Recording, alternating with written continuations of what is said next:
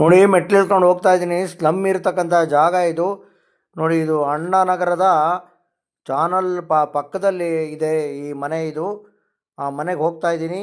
Hello S ನಮಸ್ಕಾರ, ನಾನು ಶಿವಮೊಗ್ಗ ವಿರೂಪಾಕ್ಷ ಮಾತನಾಡ್ತಾ ಇದ್ದೀನಿ. ಈ ವಿಡಿಯೋವನ್ನು ಫುಲ್ ನೋಡಿ, ಏನಾದರೂ ಸಹಾಯ ಮಾಡೋಕ್ಕಾದ್ರೆ ಸಹಾಯ ಮಾಡಿ ಅಂತ ನಾನು ವಿನಂತಿಯನ್ನು ಮಾಡ್ಕೊತಾ ಇದ್ದೀನಿ.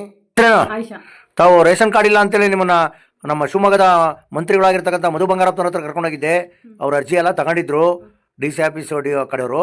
ಏನಾಯ್ತು ಅದು? ಏನು ಮತ್ತೆ ಏನು ಅವ್ರದ್ದು ಇದೇ ಇಲ್ಲ ಸರ್, ಏನು ಮಾಡೇ ಇಲ್ಲ. ಇದು ರೇಷನ್ ಕಾರ್ಡ್ ಇಲ್ಲ, ಮನೆಗೆ ತೊಂದರೆ ತುಂಬಾ ಫುಲ್ ತೊಂದರೆ ಆಯ್ತು, ಏನು ಮಾಡಿಕೊಟ್ಟಿಲ್ಲ. ಮಧು ಬಂಗಾರಪ್ಪ ಅವ್ರ ಹತ್ರ ನನ್ನ ಮಗಳು, ನನಗೂ ಕಣ್ಣು ಕಾಣಲ್ಲ, ನನ್ನ ಮಗಳಿಗೂ ಕಣ್ಣು ಕಾಣಲ್ಲ, ಕಾಲಿಲ್ಲ, ಯಾರು ನಮಗೆ ಕೇಳೋರು ಹೇಳೋರು ಯಾರು ಇಲ್ಲ ಸರ್. ತುಂಬಾ ಕಷ್ಟ ಆಗ್ತಿದೆ.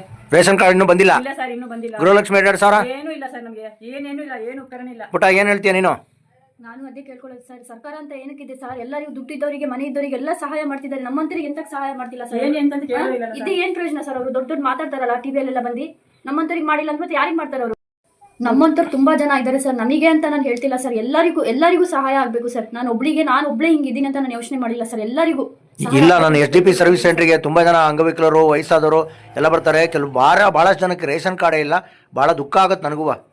ಮತ್ತೆ ಇವ್ರು ಎಂತಕ್ಕೆ ಸರ್ ಸರ್ಕಾರ ಮಾಡಿದಾರೆ ಸರ್? ಇವರು ಏನು ನೋಡೋಣ ಅಂತ ಎಲೆಕ್ಷನ್ ಬಂದಾಗ ಬರ್ತಾರಲ್ಲ ಸರ್ ನಮ್ಮ ಮನೆ ಹತ್ರ ಎಲ್ಲ, ಓಟ್ ಹಾಕಿ ನಿಮಗಾಕಿ ಅಂತ ನೋಡೋಣ ಅಂತೇಳಿ. ಒಳ್ಳೇದಾಗತ್ತೆ ಮುಂದೆ ನೋಡೋಣ.